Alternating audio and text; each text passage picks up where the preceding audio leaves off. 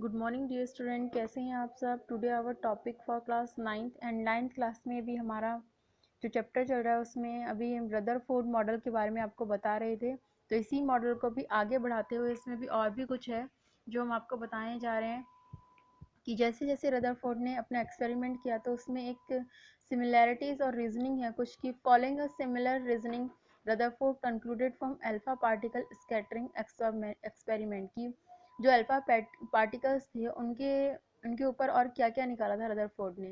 तो इसमें ये है कि सबसे पहला पॉइंट है most of the space inside the atom is empty, कि एटम के अंदर आधे से ज़्यादा जो स्पेस होता है वो खाली होता है। Because most of the alpha particle pass through the gold file without getting deflected, क्योंकि उस कुछ अल्फा पार्टिकल ऐसे होते हैं जो कि गोल्ड फाइल को बिना डिफ्लेक्ट किए ही आगे निकल जाते हैं। Very few particle were deflected from their path indicating that their positive charge of the atom occupy very little space. और बहुत कम ऐसे पार्टिकल होते हैं कि जो कि डिफ्लेक्ट करते हैं उनके गोल्ड फाइल के पाथ में, और उन पे जो है पॉजिटिव चार्ज ऑक्यूपाई होता है और वो बहुत लिटिल स्पेस को घेरते हैं। A very small fraction of alpha particle were deflected by 180 degree angle. जो बहुत कम ऐसे अल्फा पार्टिकल होते हैं जो कि 180 डिग्री पर डिफ्लेक्ट करते हैं, indicating that all the positive charge and mass of the gold atom were concentrated in a very small volume within the atom। तो इसका मतलब ये है कि वो ये बताते हैं कि पॉजिटिव चार्ज और उसका मास जो है वो गोल्ड फाइल के अंदर एक बहुत ही छोटे अमाउंट में कंसंट्रेटेड रहता है। On the basis of his experiment Rutherford put forward the nuclear model of an atom. अब इसी एक्सपेरिमेंट को ध्यान में रखते हुए रदरफोर्ड ने एक दूसरा मॉडल बनाया, nuclear model of atom which had the following features. उसके भी अलग अलग फीचर्स थे। सबसे पहला फीचर जो है वो उसका ये है कि there is a positive charge centre in an atom called the nucleus, कि जो एटम के अंदर एक पॉजिटिव चार्ज होता है जिसको हम बोलते हैं nucleus. Nearly all the mass of an atom reside the nucleus, और जितना भी एटम का मास है वो सब किसके अंदर रहता है, न्यूक्लियस के अंदर रहता है। The electron revolve around the nucleus in circular path, और जो इलेक्ट्रॉन है वो न्यूक्लियस के चारों ओर एक सर्कुलर पाथ में घूमते हैं। The size of the nucleus is very small, nucleus का साइज जो है वो बहुत स्मॉल होता है as compare to the size of atom. अगर हम एटम के साइज को देखें तो न्यूक्लियस का साइज जो है वो बहुत स्मॉल होता है। अब इसी के साथ साथ अगर किसी चीज़ में कुछ अच्छाइयाँ होती हैं तो इसी तरह से उसमें कुछ कमियाँ भी होती हैं। अब इसमें कुछ कमी आई थी कि Rutherford drawback of Rutherford model of an atom, कि उसकी क्या क्या ड्रॉबैक्स थे।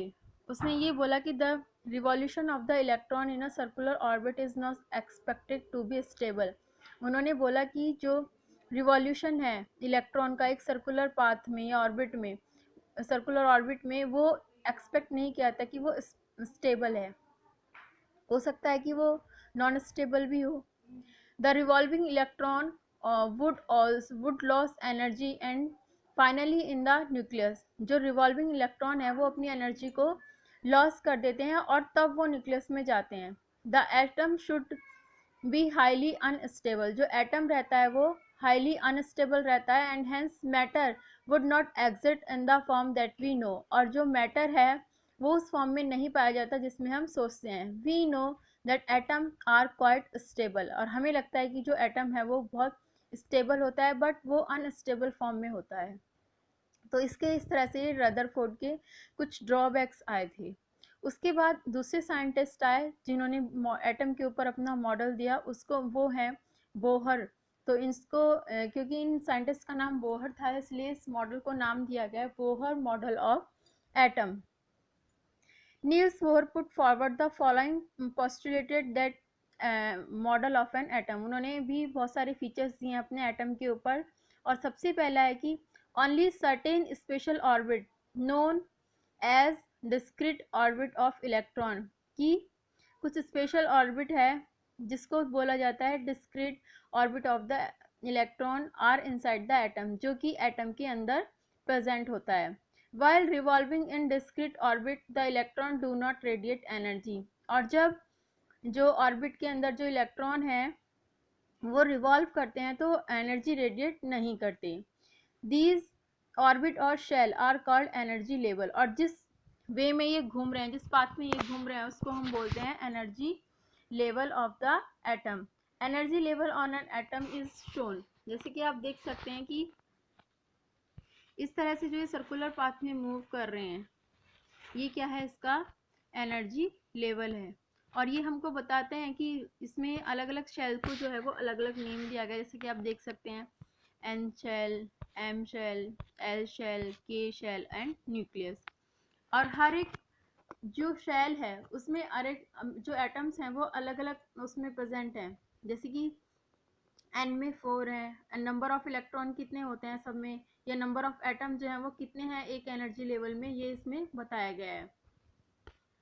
द ऑर्बिट और shell are respond by letter K L M N. जो भी ऑर्बिट है या शेल है उनको रिप्रेजेंट किया गया है के एल एम एन के द्वारा। एंड नंबर्स कितने हैं उसमें एटम्स के, 1 2 3 4। जैसे कि आप डायग्राम में भी देख सकते हैं कि जो एन है वो क्या है, नंबर्स ऑफ इलेक्ट्रॉन है। ये देखिए एन 1 2 3 4, इस तरह से ये क्या है, नंबर्स ऑफ एटम्स हैं। अब आता है इसमें नेक्स्ट टॉपिक है। तो इस तरह से ये जो मॉडल्स थे नील्स बोर का, बोहर मॉडल का भी हमने आपको बताया, रदरफोर्ड का भी बताया है ना। तो अब इसमें जो आता है वो है नेक्स्ट टॉपिक न्यूट्रॉन। न्यूट्रॉन क्या है कि in 1932 J Chadwick John discover another sub atomic particle which has no charge.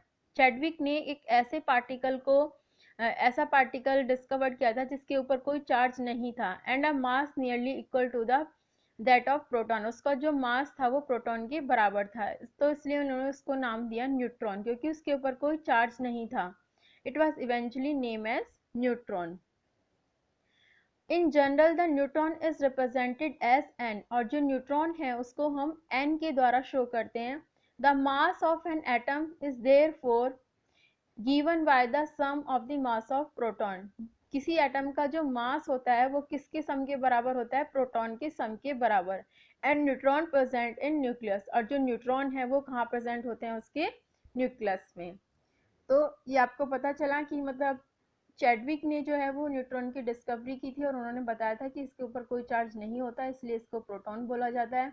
और किसी भी एटम का जो न्यूट्रॉन का जो मास है, न्यूट्रॉन को हम एन से रिप्रेजेंट करते हैं, और जो मास है उसका किसी भी एटम का वो क्या होता है, sum of the masses of proton, की प्रोटॉन कितने हैं उनका सम होगा। और न्यूट्रॉन जो प्रेजेंट होता है न्यूक्लियस में। अब इसमें नेक्स्ट टॉपिक है how are electron distributed in different orbit और शेल। कि जो इलेक्ट्रॉन होते हैं वो डिफरेंट ऑर्बिट में कैसे डिस्ट्रीब्यूटेड होते हैं, कैसे फैले रहते हैं। तो इसमें है the maximum number of electron present in a shell is given by the formula 2n²। कि जितने भी इलेक्ट्रॉन किसी सेल में प्रेजेंट होंगे उसके एक फॉर्मूले के द्वारा रिप्रेजेंट किया जाएगा, जिसका फॉर्मूला है 2n², जिसमें n is the orbit number और एनर्जी लेवल। जिसमें n क्या है, एक ऑर्बिट नंबर है और एनर्जी लेवल है, जिसको हम रिप्रेजेंट करते हैं 1 2 एंड 3 के द्वारा। फर्स्ट ऑर्बिट और के शेल विल बी 2 इंटू 1²। मतलब जो के शेल होते हैं उसमें कितने इलेक्ट्रॉन्स होते हैं, 2। और एल में कितने हैं, 2 इंटू 2² इक्वल टू किसके हो जाएगा, 8 के। एम में कितने हैं, 2 इंटू 3² इक्वल टू किसके हो जाएगा, 18 के। एंड एन में कितने हैं, 2 इंटू 4² इक्वल टू 32। तो इस तरह से अलग अलग शेल्स में नंबर ऑफ इलेक्ट्रॉन की जो नंबर ऑफ इलेक्ट्रॉन्स होते हैं वो अलग अलग होते हैं।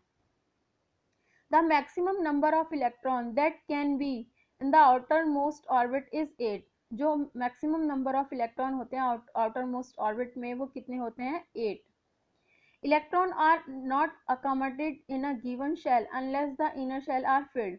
मतलब जो जब तक कि अंदर वाली शेल उसकी भर नहीं जाती, फिल्ड नहीं हो जाती, हम तब तक ये नहीं कह सकते कि उसमें कितने इलेक्ट्रॉन हैं, उनको अकोमोडेट नहीं कर सकते। ठीक है, ये था आज की टॉपिक में। आज आपका ये जो लेसन है वो भी ख़त्म हो चुका है।